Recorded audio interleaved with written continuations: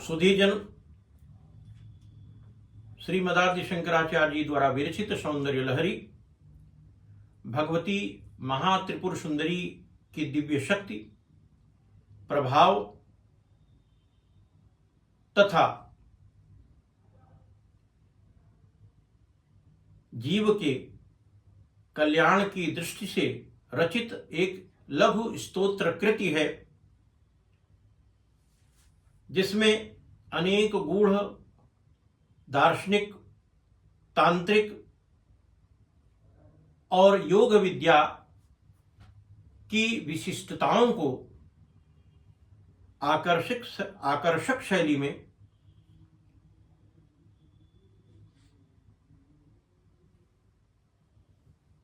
लिपिबद्ध किया गया है। वस्तुतः ज्ञानी भक्त या साधक की जो प्रत्येक क्रिया है वह इस पूजा की विधि में उपास्य की पूजा का उपकरण बन जाती है और वह उसी प्रकार के फल को प्राप्त करने लगता है। आज मैं सौंदर्य लहरी के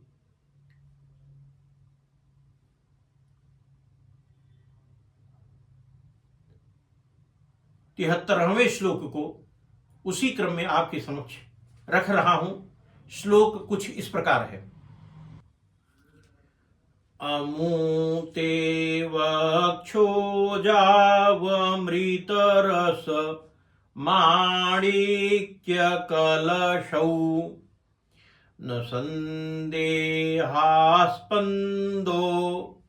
नगपतिपताके मनसि नः पिबन्तौ तौ यस्मादविदितवधू संगमरसौ कुमारा वद्यापि द्विरदवदन क्रौंच दलनौ।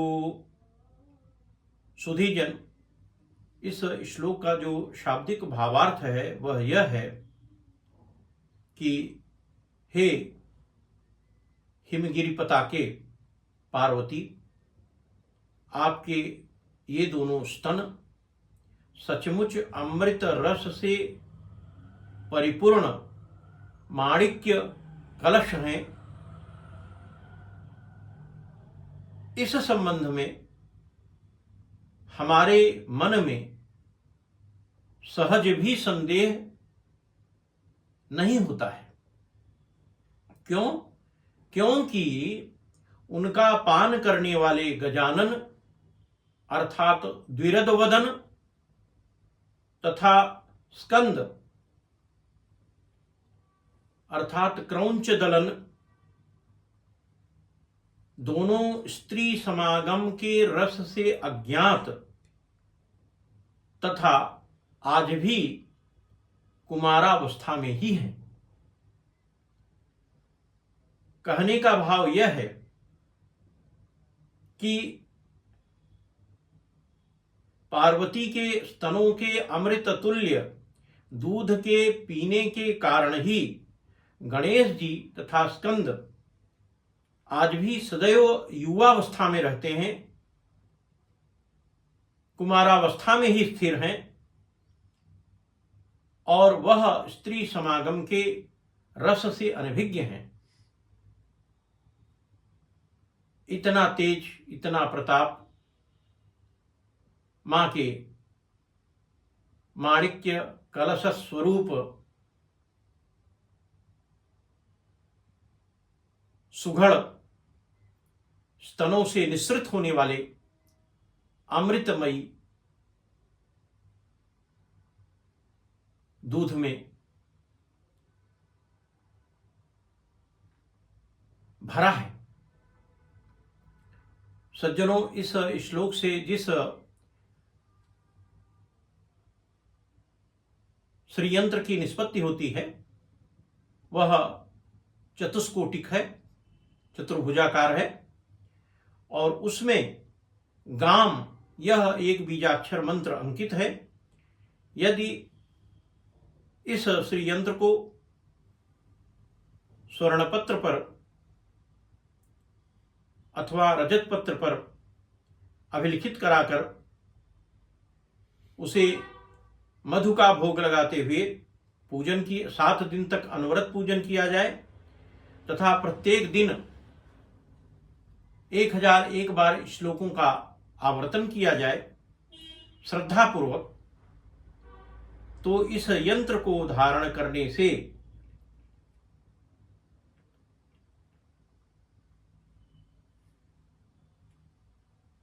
जो